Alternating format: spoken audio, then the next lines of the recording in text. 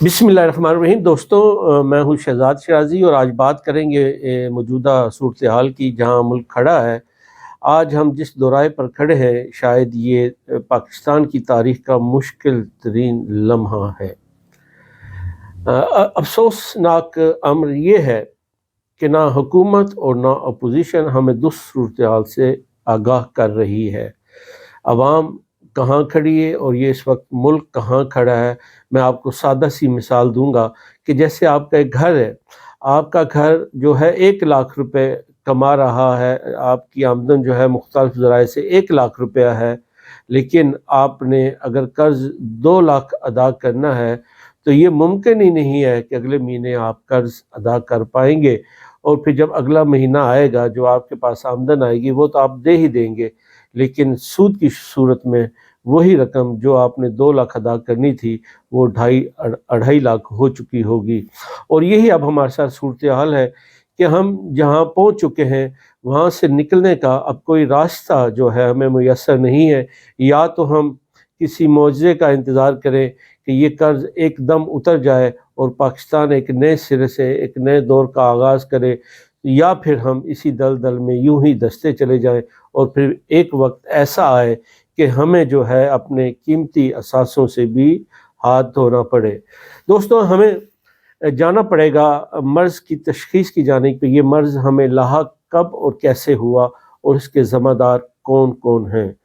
ये मर्ज़ जो है इस मुल्क को जो लगा उसकी जड़ें कोई 2, 3 या 4 साल पीछे नहीं, बल्कि आपको जाना पड़ेगा 1979 में, 1979 में। 1979 में पाकिस्तान ने पहली बार IMF को कर्ज़ की दरख्वास्त दी और IMF ने वो दरख्वास्त मुस्तरद कर दी इस बुनियाद पर कि 1976 से लेकर 1979 तक पाकिस्तान पर इक़्तिसादी पाबंदियाँ लगाई गई थीं।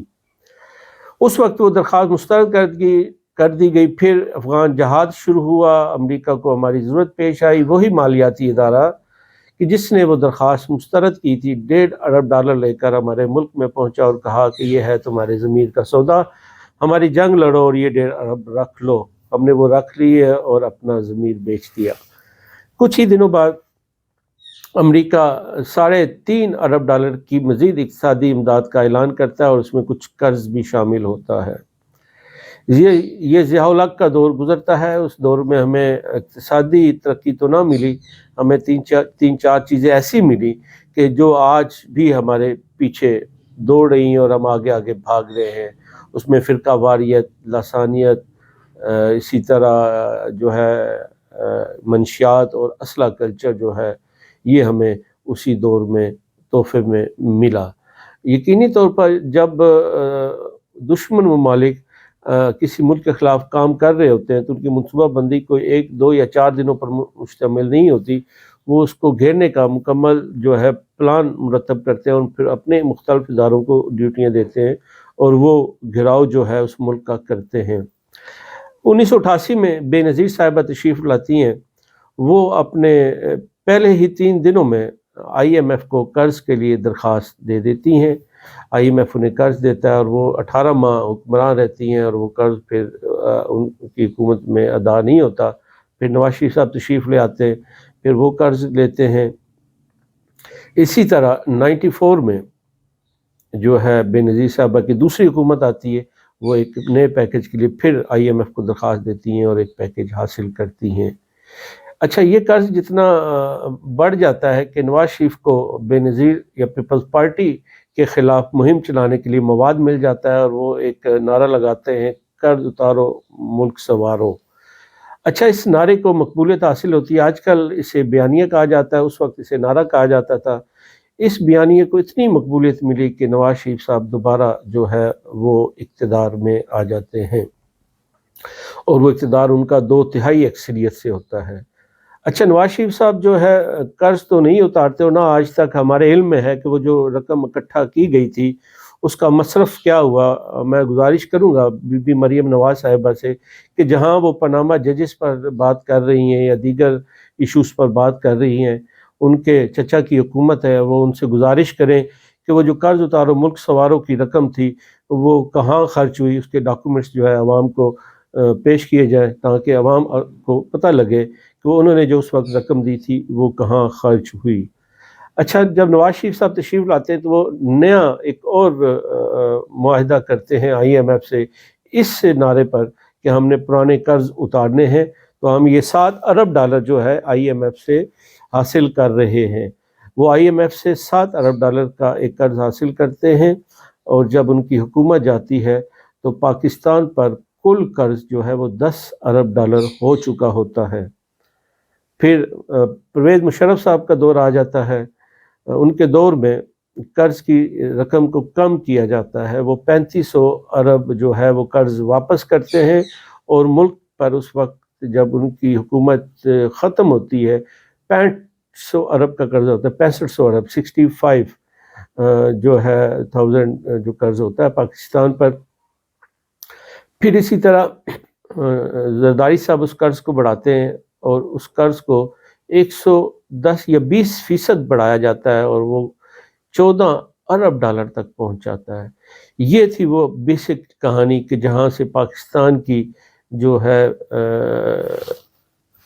پھنسنے کا جو آغاز ہوتا ہے، پاکستان جو ہے یہاں سے پھنسنا شروع ہو جاتا ہے، چونکہ ایک بہت بڑا قرض ہوتا ہے اور ہماری معیشت اس قرض کو اتارنے کی صلاحیت ہی نہیں رکھتی، اور نہ کوئی پھر ایسے منصوبے لگائے جاتے ہیں کہ ان منصوبوں کے ذریعے اس قرض کو آگے جا کر ختم کیا جا سکے۔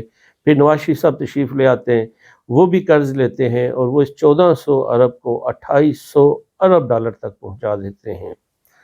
یہ ہے وہ دوسرا دھکا جو ہماری معیشت کو لگایا گیا۔ یہ 2800 ارب، اب کوئی بھی حکومت جتنا بھی تیزی سے معاشی سفر طے کر لے، وہ 2800 ارب قرض کا نہ سود ادا کر سکتی ہے، نہ اپنے عوام کو خوشحالی دے سکتی ہے، اور نہ کوئی ایسے ترقیاتی منصوبے لگا سکتی ہے کہ جس کے ذریعے اس قرض کو اتارا جا سکے، یا اس کے سود کی رقم کو کم از کم بر وقت ادا کیا جا سکے۔ پھر یوں ہوتا ہے کہ ہمارے گردشی قرضے بھی بڑھنا شروع ہو جاتے ہیں، کیونکہ جو بجلی کا بل ہم ادا کرتے ہیں، حکومت وہ منوعاً وہ ان کمپنیز کو رقم ادا نہیں کرتی، اور اس پر جو سود لگتا ہے وہ بھی پھر بعد میں ہم آنے والے بلوں میں ادا کرتے ہیں، اور اسے گردشی قرض کہا جاتا ہے، یعنی جو ہم رقم ادا کر چکے ہوتے ہیں وہ آگے نہیں پہنچتی، اور پھر وہ دوبارہ قرض کی صورت حکومت کو منتقل ہو جاتی ہے، اور حکومت جو ہے اس قرض کے بوجھ تلے مزید دبتی چلی جاتی ہے۔ دوستوں، جب عمران خان کی حکومت ختم ہوئی تو یہ قرض 42 ارب ہو گیا، یعنی کہ جو 120% قرض زرداری صاحب نے بڑھایا تھا اسے 100% بڑھاتے ہوئے نواز شریف صاحب نے 28 ارب تک پہنچایا، اور انہوں نے 42 ارب یعنی کہ 78 یا 79% قرض انہوں نے بھی بڑھا دیا۔ تو یہ قرض بڑھنا ہی تھا کہ جیسے میں نے آپ کو کہا کہ ہمیں سود کی اتنی بھاری رقم بن جاتی ہے کہ پاکستان کی معیشت چونکہ وہ سود اتار نہیں پاتی، تو پھر یہ قرض جو ہے بڑھ جاتا ہے، اور کچھ پھر معیشت نیچے چل جا رہی تھی، اور جو ڈالر کے ریٹ سے وہ اتنے اوپر چلے گئے کہ ہم قرض نہ لیتے ہوئے بھی قرض کے بوجھ چلے دبتے چلے گئے۔ دوستو، یہ ہے اصل کہانی جس سے نہ حکمران بتا رہے ہیں، نہ جو ہے ہماری اشرافیہ ہم تک یہ درست حقائق پہنچا رہی ہے۔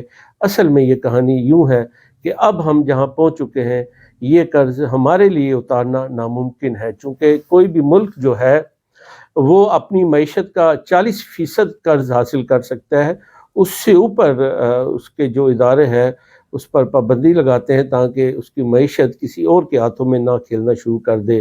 لیکن آج ہم 100% سے اوپر چلے گئے ہیں، ہم وہ 40% نہیں 100% سے اوپر جو ہے قرض حاصل کر چکے ہیں، اور اب آئندہ ہم جو بجٹ پیش کریں گے وہ مکمل جو ہے قرضوں پر مشتمل ہوگا۔ ہمارے پاس اپنی آمدن موجود نہیں ہوگی، اور جو ہمارے ادارے ٹیکس اکٹھا کرتے ہیں وہ سارا کا سارا قرض میں چلا جایا کرے گا، اس سے اصل زر تو شاید ادا ہو نہ ہو، وہ شاید صرف سود کی رقم ہو۔ اس لیے یہ ہے درست حقائق۔ آپ نے اپنے ملک کا خود فیصلہ کرنا ہے، اس مشکل دور سے آپ نے خود نکلنا ہے۔ اپنے ووٹ کا درست استعمال کیجئے، اور کسی کی شعبدہ بازی میں آئے بغیر اپنے ملک کے لیے فیصلہ کیجئے۔ میرا کام تھا درست حقائق آپ کو بتانا۔ آج تک کے لیے اتنا ہی، بہت شکریہ۔